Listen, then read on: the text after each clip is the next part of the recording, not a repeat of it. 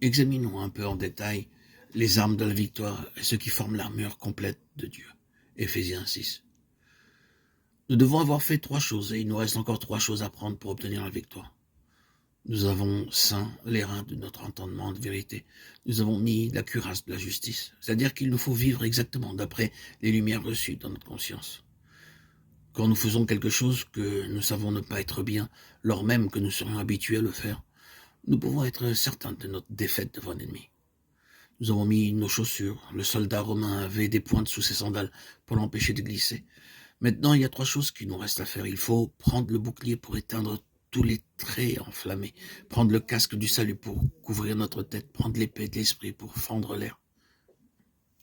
Il y a des jours où l'ennemi nous serre de près, où il semble difficile de respirer.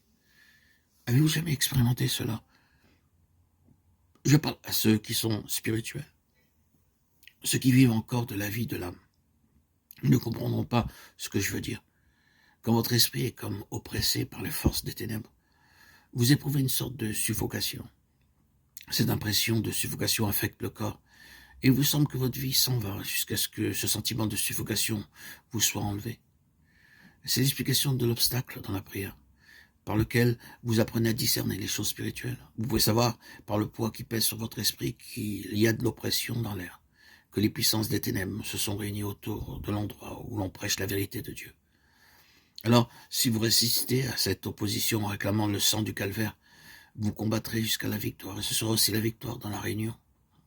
Tels sont les vainqueurs dans la prière, dont Dieu a besoin, ceux qui connaissent la guerre spirituelle, et le moyen de résister à l'ennemi dans les airs et d'obtenir la victoire. Nous savons demander et travailler, mais nous ne savons pas combattre contre les puissances des ténèbres. Le seul moyen de les repousser est d'adopter une attitude de résistance et de prière. Vous saurez que ces puissances sont rassemblées autour de vous par l'oppression qui pèse sur votre esprit. Il faut connaître le moyen de nous élever au-dessus de ces puissances par la prière. Comment? En saisissant la victoire de Christ contre toute la puissance de l'ennemi et en se servant de l'épée de l'esprit. Cette épée frayera un chemin dans les airs. Il faut s'en servir contre l'ennemi, mais non pas contre les gens. Par exemple, vous voyez une âme séduite et trompée par la puissance de l'ennemi. Il ne sert à rien de discuter avec cette âme. Elle n'est pas en état de raisonner, et il faut que vous vous en rendiez compte. Il ne faut jamais discuter avec une âme qui est sous l'empire de la puissance ennemie. Que faut-il faire? Vous servir de l'épée de l'esprit contre cette âme. Non pas toujours, mais servez-vous-en contre l'ennemi, servez-vous-en contre cette oppression qui accable l'âme ou pèse sur la réunion. Comment cela? L'Esprit de Dieu vous apprendra de quelle épée il faut vous servir. Quelquefois, vous essayez d'employer différents textes, mais aucun ne semble frayer le chemin, jusqu'à ce que vous en trouviez un autre. Et alors, instantanément, toute l'oppression s'évanouit. Prenez le casque du salut. Pourquoi un casque? Pour protéger la tête. Le principal point d'attaque contre l'enfant de Dieu uni au Seigneur en esprit est la tête.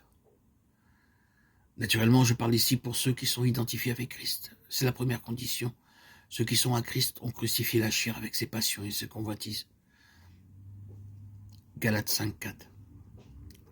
Nous ne parlons pas ici de ce domaine-là, mais de la guerre spirituelle dans les lieux célestes.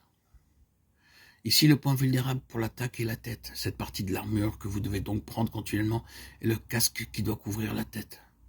Qu'est-ce? Le casque du salut. Le salut de votre tête, aussi bien que le salut de votre cœur. Psaume 148. Votre tête est-elle sauvée? Est-elle sauvée de votre propre manière de penser, de vos propres projets, de vos propres volontés? À moins que votre tête ne soit sauvée, il ne faut pas penser à avoir la victoire. Je veux parler de la victoire agressive remportée pour l'Église de Christ.